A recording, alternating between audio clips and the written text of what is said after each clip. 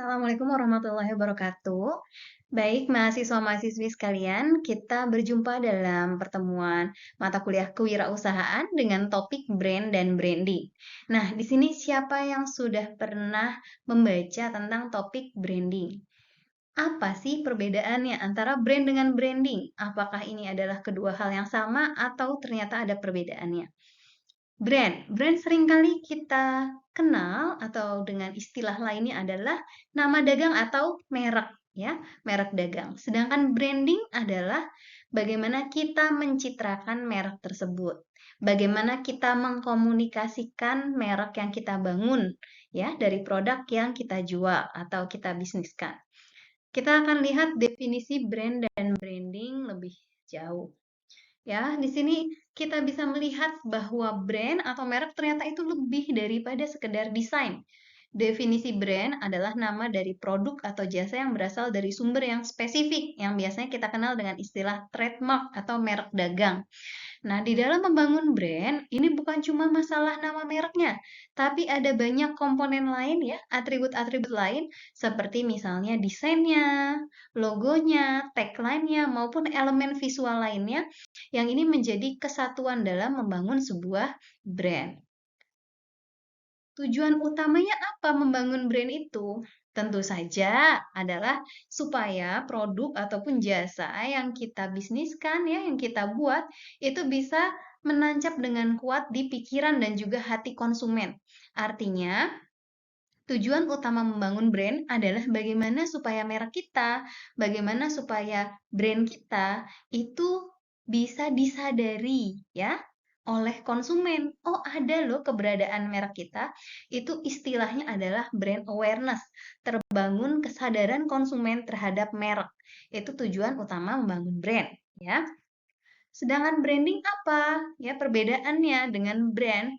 Branding ini adalah aktivitas yang dilakukan oleh sebuah perusahaan untuk meningkatkan komunikasi dengan penggunanya supaya berkembang perusahaannya menjadi lebih besar dan terkenal. Jadi kesimpulannya, branding ini adalah kegiatan yang berhubungan dengan segala hal untuk meningkatkan citra, meningkatkan karakter, dan juga meningkatkan kesan dari sebuah perusahaan ataupun juga sebuah produk. Tujuannya tentu saja mendapatkan tempat tersendiri di benak konsumen, di hati konsumen, dan tujuan akhirnya adalah untuk mendapatkan keuntungan yang besar. Artinya dari proses branding ini, karena kita tentu saja berbisnis bukan hanya kita sendiri yang berbisnis, tapi ada juga banyak pelaku usaha yang lain. Nah, kita pengen supaya brand kita, merek kita itu punya tempat tersendiri di hati konsumen. Kalau misalnya konsumen sudah tahu merek kita, sudah kenal, paham kualitasnya, ya, pasti kemungkinannya untuk konsumen tersebut membeli produk kita akan menjadi lebih tinggi dibandingkan konsumen sama sekali tidak mengenal merek kita. Nah, ini adalah unsur-unsur di dalam branding. Ada banyak, bukan hanya sekedar nama merek. Kalau nama merek kita bisa contohkan ya, misalnya kalau merek laptop itu kita ada Asus, ada Acer, ada HP, Dell, dan lain sebagainya. Itu namanya nama merek ya.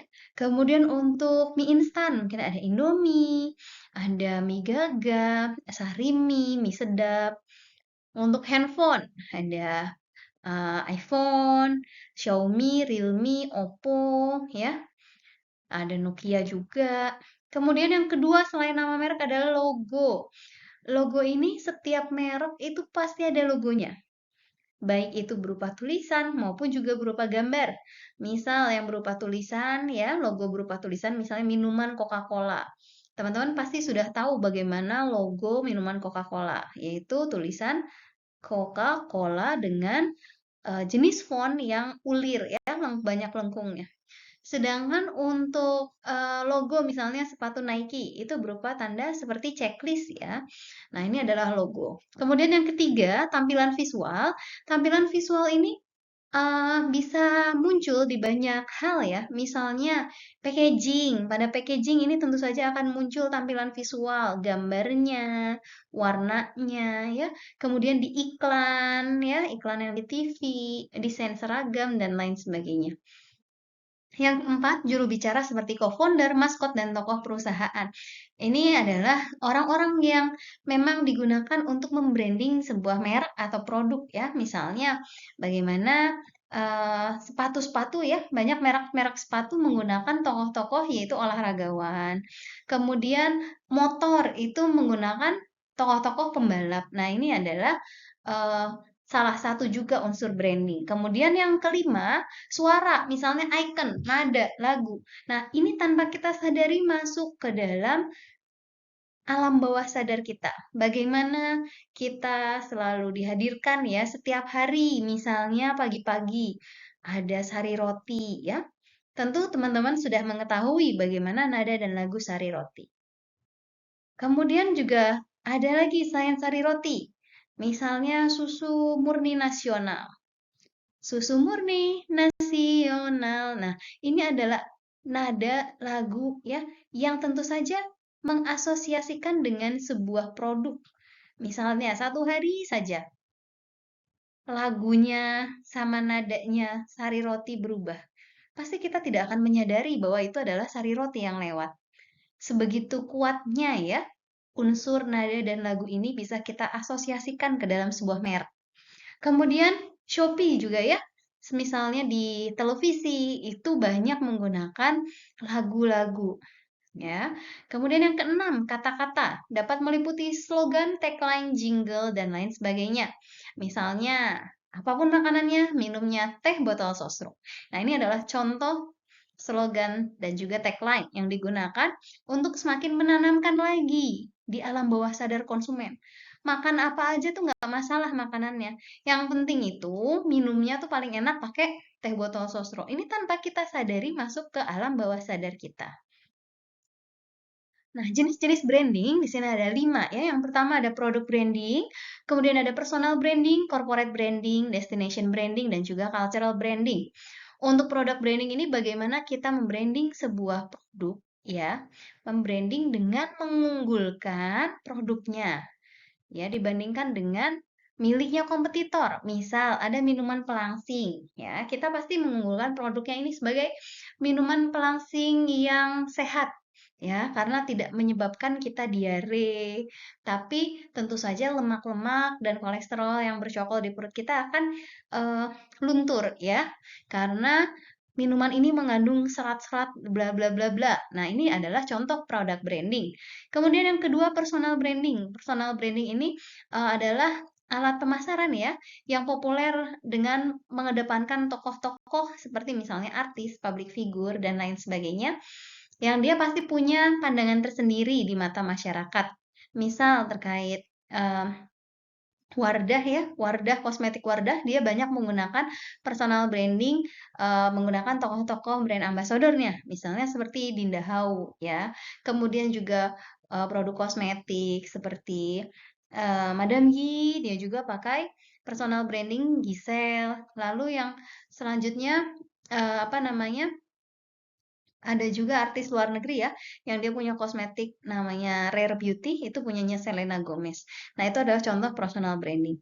Kemudian yang ketiga ada corporate branding. Ini adalah bagaimana kita eh, mengedepankan branding dengan menjual nama perusahaan. Artinya nama perusahaan besar itu merupakan salah satu jaminan kualitas dari sebuah produk atau jasa yang ditawarkan oleh suatu organisasi.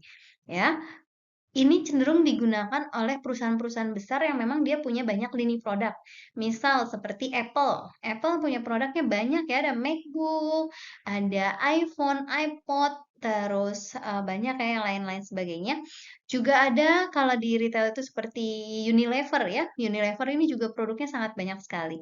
Nah, mereka cenderung menggunakan corporate branding. Kemudian yang keempat, destination branding adalah bagaimana kita mengenalkan produk dikaitkan, diasosiasikan dengan nama suatu lokasi. Misalnya kita membranding apa namanya lumpia Semar. Lumpia ini sebagai oleh-oleh khas Semarang. Gudeg ini sebagai oleh-oleh khas Jogja. lapis talas sebagai oleh-oleh khas Bogor. Nah, ini adalah destination branding. Kemudian cultural branding, ini bagaimana kita mengembangkan reputasi tentang lingkungan dan orang-orang dari lokasi atau kebangsaan tertentu. Misalnya, kita mengenal orang Jepang itu sebagai pribadi yang sangat disiplin, tertib, taat aturan, ya. Ini adalah contoh cultural branding. Ini juga bisa diterapkan pada perusahaan. Misal kita sebagai perusahaan yang ingin mengedepankan aspek kesejahteraan karyawan, maka di nilai perusahaan kita itu harus dimasukkan unsur-unsur yang menjadi budaya tadi, budaya perusahaan tadi. Nah, fungsi dari branding apa? Tentu saja yang pertama adalah sebagai pembeda, supaya kita mudah dikenali, ya. Sebagai pembeda, jadi kita jangan takut untuk menjadi berbeda. Semakin kita berbeda, semakin orang akan mudah notice sama kita. Kemudian yang kedua, promosi dan daya tarik. Kalau kita sudah punya brand yang kuat, dikenal oleh konsumen, otomatis di dalam kita mempromosikan produk kita, itu konsumen akan lebih mudah untuk menotis dan juga memiliki loyalitas terhadap brand kita. Yang ketiga adalah untuk membangun citra, keyakinan, jaminan kualitas, dan juga prestis, ya. Kalau produk kita berkualitas, banyak review bagus dari konsumen, otomatis orang akan percaya dengan produk kita ini pasti berkualitas dibandingkan dengan produknya kompetitor. Selain dengan brand yang tadi ya, brand apa namanya? eh Fungsi dari branding tadi, yang selanjutnya mau saya bahas adalah brand personality. Brand personality. Personality itu kan pada dasarnya artinya kepribadian, ya. Tapi kok pakai brand personality? Apa itu brand personality? Artinya kepribadian merek. Bagaimana sifat manusia ini kita lekatkan ke dalam sebuah merek. Supaya apa? Supaya nanti kita akan lebih mudah berkomunikasi sebagai sebuah brand. Nah, personality atau kepribadian seperti orang pada umumnya kepribadiannya beda-beda. Begitu juga kepribadian merek beda-beda, ya. Di sini ada 5 brand personality traits. Yang pertama adalah sincerity. Sincerity itu adalah kemurnian ya, kesucian. Sifat-sifat turunannya di sini indikatornya adalah wholesomeness ya, trustworthiness, honesty, authenticity, cheerfulness. Jadi lebih menekankan kepada kesucian, kemurnian, kejujuran, dapat dipercaya. Kemudian yang kedua adalah excitement. Excitement itu kegembiraan, ya. Harus indikatornya adalah punya passion, antusias, ya. Kemudian punya ciri khas, daya imajinasi yang bagus. Yang ketiga ada competence. Competence ini lebih kepada kemampuan, ya. Sehingga nanti bisa kita lihat indikatornya adalah bagaimana intelligence-nya ya atau kecerdasannya, kebijaksanaannya, prinsip dan lain sebagainya. Untuk sophistication ini lebih kepada hal-hal yang luxury, mewah, ya. Makanya kita bisa lihat dari indikatornya. Di sini ada elegan, ya, percaya diri, wordliness, dan sebagainya. Ini adalah indikator dari sophistication. Yang terakhir ada ruggedness. Ruggedness ini bagaimana kita menjadi orang yang tangguh gitu ya. Makanya indikatornya ada toughness. Toughness itu tangguh, atletis, sturdy, outdoorsy, reliable. Jadi lebih ke hal-hal bahwa ini tuh bisa diandalkan, bisa untuk kegiatan luar ruang, kokoh, atletis, tangguh. Nah, ini melekat kepada brand personality ruggedness. Kalau teman-teman lihat, di sini ada 5 gambar ya, yang tentu saja teman-teman akan dengan mudah mengasosiasikan. Misalnya yang pertama, sepatu Toms. Kita lihat dari gambarnya ya. Ini semua saya ambil dari feed Instagram brand-brand tersebut. Nah, di sini ada sepatu Toms. Kita bisa lihat sepatunya bentuknya seperti apa. Kokoh, terlihat kuat ya. Dengan sol yang tebal, bergerigi. Kemudian di sini modelnya itu berjalan di bebatuan. Artinya kita bisa mengkaitkan ini dengan brand personality ruggedness. Ya. Sepatunya kokoh untuk kegiatan-kegiatan outdoor, aktivitas luar ruang, mendorong untuk kita berpetualang ya. Jadi brand personality itu membantu kita dalam berkomunikasi. Salah satunya bagaimana kita harus memposting gambar, ya. Itu harus yang mencerminkan brand personality kita. Kemudian yang kedua, Google. Google banyak sekali diandalkan sekarang untuk apapun, baik itu Google Map, Google pencarian, dan lain sebagainya. Google Drive. Nah, ini sangat mudah untuk kita analogikan ke dalam brand personality yang kompeten ya, karena dia sangat bisa diandalkan. Kalau di jalan kita nggak tahu tempatnya, kita buka pasti Google Map. Ada sesuatu yang kita tidak tahu, kita cari di Google pencarian. Kemudian yang ketiga, di sini ada produk Dove ya, produk Dove. Kalau kita lihat dari gambar, dominan dia menggunakan warna putih. Kemudian ada di sini foamnya, busa-busanya yang warnanya putih juga. Menggunakan bahan-bahan alami, misalnya dari susu, dari madu, ya. Kemudian di latar belakangnya itu ada kayak air terjun ya, maksudnya air yang mengalir. Ini mengindikasikan sesuatu yang murni, bersih, suci. Sehingga brand personality Dove adalah sincerity. Lalu yang keempat ada Nike basketball ya, sepatu Nike.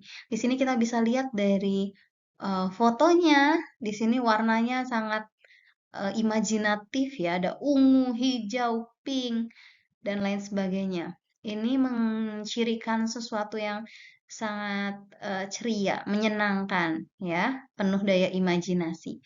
Sehingga Nike ini diasosiasikan dengan brand personality, excitement. Yang terakhir, Chanel. Sebagai sebuah merek high-end, tentu saja Chanel di sini punya brand personality sophistication. Makanya di dalam perwujudan gambarnya, ya, bagaimana dia berkomunikasi di sosial media, dia menggunakan warna-warna yang menunjukkan keeleganannya. Di sini contohnya dengan warna hitam dan gold. Sweaternya, dia pakai sweater hitam ya modelnya. Tapi ada sparkling gemerlapnya ya. Kemudian jamnya emas. Kemudian apa yang dia pegang juga warnanya gold. Dan apa namanya, mimik wajahnya ini juga mimik wajah modelnya itu juga kan dia mimik wajah yang sangat elegan ya. Jadi itu tergambar dari feed Instagramnya juga.